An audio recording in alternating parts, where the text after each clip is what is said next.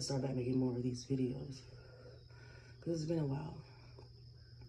You know, just getting back into my practice and routine of sharing, and life has been happening. Like, life has been going. Right now, we are currently on, today's April 29th. Like, my period just came on yesterday, and I had a period at the beginning of the month. Like, well, I think it was right before my birthday. Oh. Yeah, no, after my birthday. Because I remember that day I came back to get my things. Oh, it's around the same time. So, we're back again at this cycle of cleansing and the cycle of shedding and releasing. And I'm just reflecting on my whole month of April because of the beginning of the month was I turned 27. And I had these thoughts like, our birthdays are for the mothers because we wouldn't have been birthed without coming through them. But the Mother's Days and Father's Days are for the children because you wouldn't be a mother or father without me.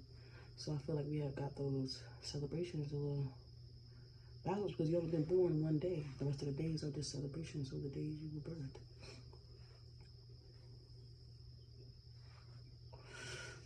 And just realizing, like, there's been many years where I feel like I wasn't being celebrated, but also realizing I wasn't really celebrating myself, so I didn't really expect those to celebrate me. But I did feel away this year, like, damn, I didn't. The people that I was close to at one point, I didn't hear from them, you know, but also I had experienced this thing where there was many people telling me that I wasn't there. Like, I went to this event on the 4th. It was right before I left home. I kind of moved away. Where Vocal Flow was asking, had anybody had any birthdays this month?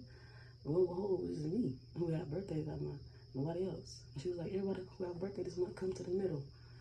I came to the middle, and I played, and everybody sang happy birthday.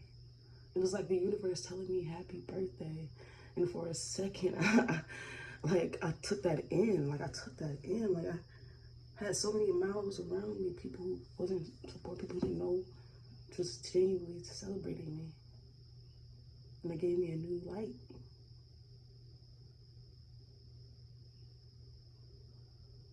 I had realized that I could accept the way people choose to interact with me and move forward, because I'm saying I have to accept my choices and my actions.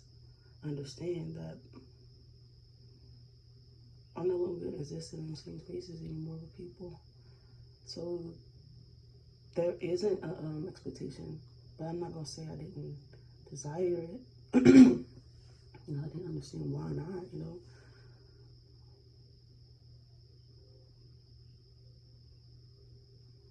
But just this year, I calculated my own energy of the year. I realized, you know, I'm in a space where I'm able to be of service to people and providing them with their numerology. And that includes your full name and your birthday. But the more and more I get sure, the more and more I practice, more and more I even utilize this tool for myself, because I was like, yo, you know what I'm saying? I'm excited for other people, but yesterday you just have to remind me, like, I could keep actively doing this for myself. This what it initially was, a tool for myself. A lot of things that I get, and I have, even gifts, that I'm realizing that it's bigger than me, it's deeper than me.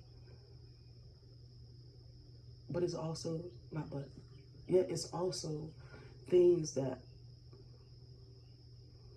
could just be for me.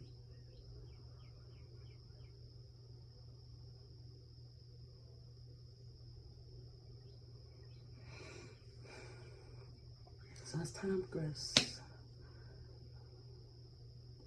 I'm gonna vocalize what ways I want to be of service and the ways that I'm willing.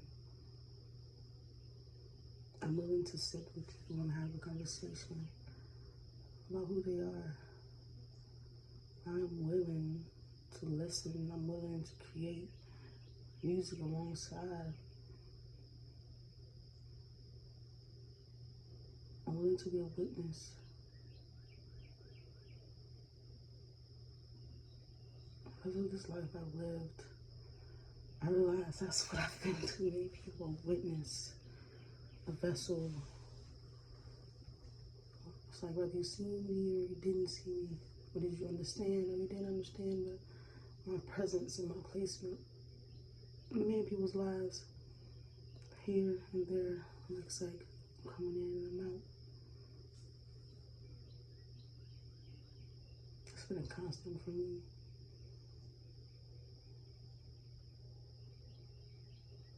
But then I have those that we still, when we come in and out, we come back and meet. Different points, like intersect. Reminds me of these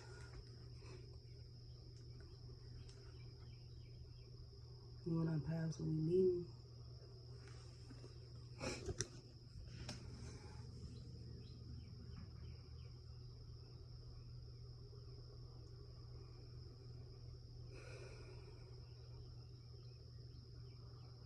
It's this season again where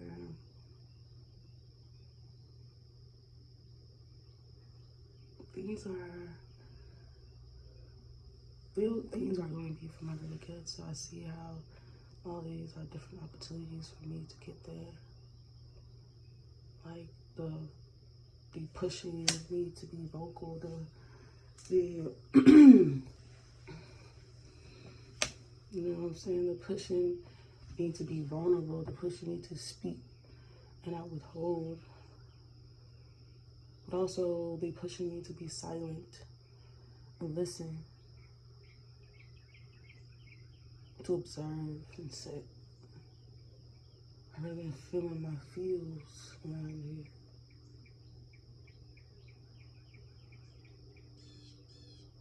Some days I'll just be crying, like shedding just tears. Some days I feel so upset. I just wanna, you know what I'm saying, enforce my strength and my power and things.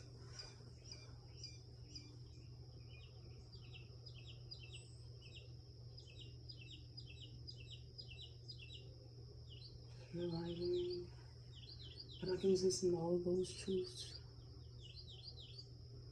I can feel those emotions and sit with them. I don't necessarily have to run or bottle them or tuck them away. That's what I've been used to. That's what I've been comfortable with.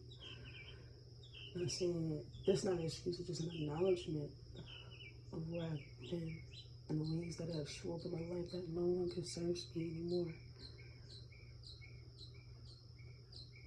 I no longer can afford not speaking my truth. Because it hurts me more than it hurts you. Just realize it in the stream of which I speak. Just be aware of my tongue. I think that's another thing that people don't realize with their power. Yes, you can speak. A lot of times, the power be coming in is how you say it, not what you say.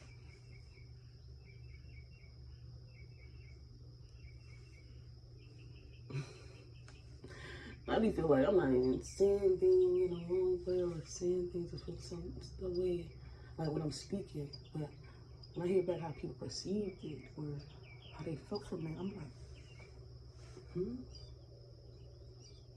So does that become a me problem, you problem? We all just have a problem because the communication is not there. And I'm not even saying not even the words, like the words are there. The understanding is not there. I feel like communication is not effective if you're not understanding.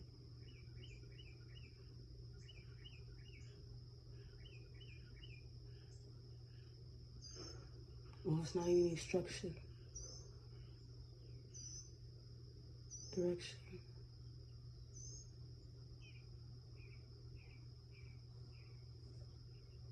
I realized this tone that I step into, not even, like, it's a switch. But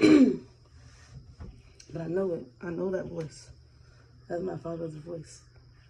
That's how he used to talk to us at all times. But You know, a lot of people are not used to like that sternness and make it feel like it's demeaning, but it's not a demeaning tone I'm coming at you. It's assertive. Because I realized when I would talk soft, when I would talk just, you know, like me. And all this is me. You know, just talk. My words will get misconstrued or you couldn't hear me. I'm always be asked, what do you say? Can you say it again?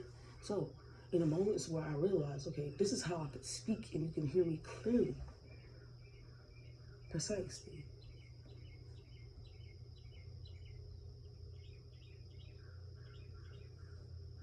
I guess this is the time when I'm not letting my tongue get too lax. I'm really too comfortable and too chill. When I'm actually speaking with something, that's where most people be feeling like I'm coming at them. So there's moments where I realize the truth. There's moments where I realize this type of seriousness right now that we have to speak from, but this is not me demeaning you. This is not me coming at you. This is me merely speaking from a place of knowing that these words will be heard. I could check myself in my tone. But yes, there is an underlying, it is a switch. A switch that is necessary.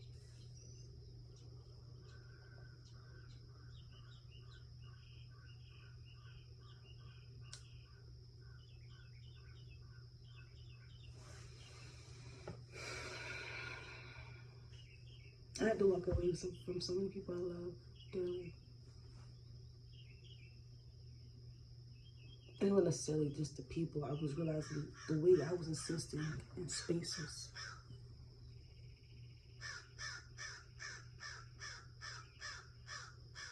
I realized I was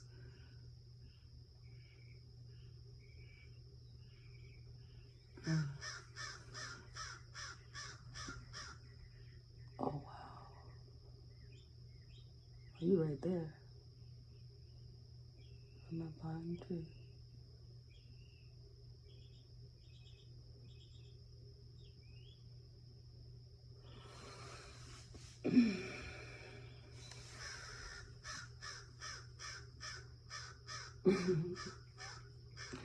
And sometimes that my mind be going faster than my words.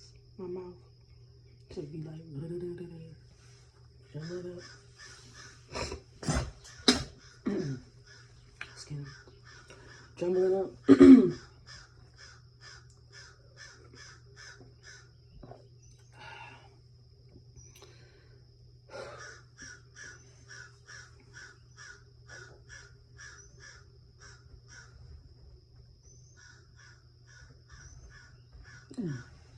Oh,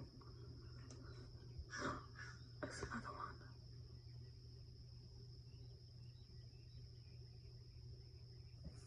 one. Some bird family. It's like one unforgotten, well, kind of forgotten thing that I knew I love was bird watching. I haven't sat and watched birds in a minute. Like, the fuck, where have I been? Like, so something like, so where the fuck we at, bro? Like, bringing back into my practices, you know, my routine, my ritual ways, you know, that's conducive to me, my energy, my pouring. Like, I'm here, we here, me and I'm pouring to self, you know, coming for the better, because I realize it's a lot of lessons right now that I'm going through and learning that, if I'm not mistaken, looks very familiar. And it's to my parents, and it's to their actions, and even my mother at this big age right now. You know what I'm saying? But we're both. That'll just also just show how we mark how things can reflect in time, but also just being timeless. Like, me and my mother is 27 years apart. I'm at the age where my mother birthed me and my brother. So I feel like in this time of life, or in my times of life, I've been learning things through this journey, especially through my relationships with love, because we all know our attachment, our ways that we express ourselves derives and comes from the way we've been brought up, our childhood, the way our parents were to us. But I also knew through time what things didn't work. Other times did. I mean, my brother was very emotionally aware of ourselves and even our parents. And that was also weird because we'd be 10 years old having full conversations about like, oh, I feel like, you know, one thing we acknowledged was we knew the way that our parents' love was love. We just knew that wasn't a love that was enough to be like to feed us, really, to feel like that was love. Like it was something missing. Like my dad, he said he provided his shelter, he provided us, you know, with a roof over our head and a food in our stomachs. And today, that's always what I pray for. I'd be grateful for having a roof over my head, clothes on my back, and food in my back, and water to drink. And I pray for all those outside of me, all the children, every woman, every person outside of this house to be given those same basic needs. But at first I took that as, you know, I love you and thank you, Dad, for giving that type of love. But I know I need something emotionally. Like I needed to know that what I'm feeling, what I'm thinking, these are real. Because, you know, I went through a life, my dad used to be like, shut up, why are you something to cry for? But we was already crying. So what are you saying? Shut up. Why are you something to cry for? I'm already fucking crying. You know? I forgot how much of that shit is still buried. The conversations, the words are still there. So in moments, I would shut up and not speak, even when I'm hurting, even when I'm crying. Because in this life, it seems like people don't care about what you're feeling. It's about what you're doing, right? Or you ain't doing this for me. You're not showing up for me, you know? But truly, and now that's when I started evaluating that it's roles. Though y'all must play. So my father's role was to provide and protect me and guide me. And that was his love, his stream of love. It was my mother's, you know, but both ways they were supposed to give me this nurturing and this feeling of, you know, care. Like, I mean, I've experienced where my parents split up in 5th grade, to ironic 5th grade to 5. We moved to the opposite side of the same street that we lived on with my parents together. And it was from 5th to 6th grade. I wasn't even sitting in our house that long until one time our house caught on fire. And me and my brother wasn't even there. We was staying with my dad and his then girlfriend at the time. So it's like the constant moving. And I remember just being with my mother at one time, and then my dad coming up randomly like, y'all wanna stay with me? Oh, your mom, like that feeling like you had an ultimatum to choose. It was very conflicting as a kid. It made us feel so confused. And I feel like these situations right now that I'm in place in, like, from, you know, really looking at it. These have been the same cycles.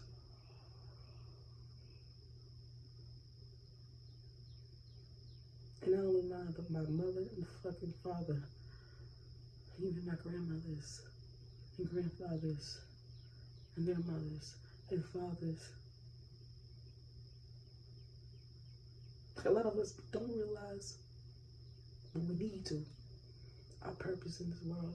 Ain't even in our own bloodline, not even like the whole world, but the world in which we exist to create in.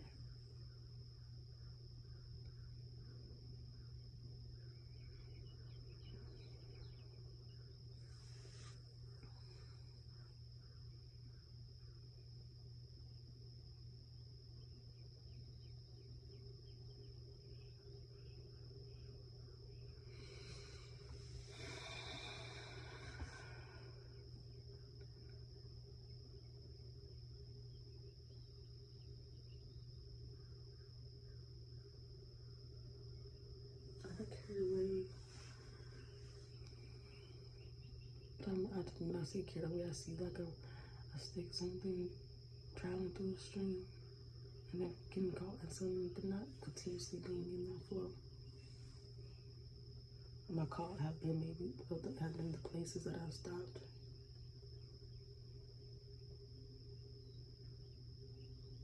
But also just symbolic of me, the point of where I stopped is where I needed to be. And everything is for a purpose. All things is for my greater good.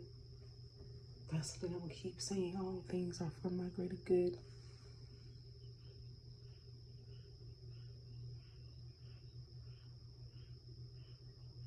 Asking for more. For me to feel love, to know, to generally that support. Like, I honor a communication now. If there's need for space, can we speak it?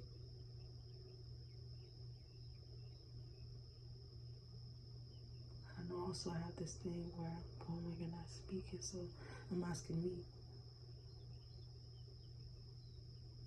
to be more vocal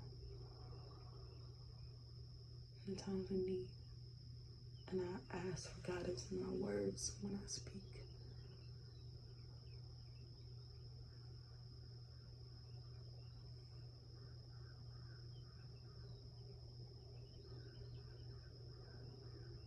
It's a strong weapon, a strong tool.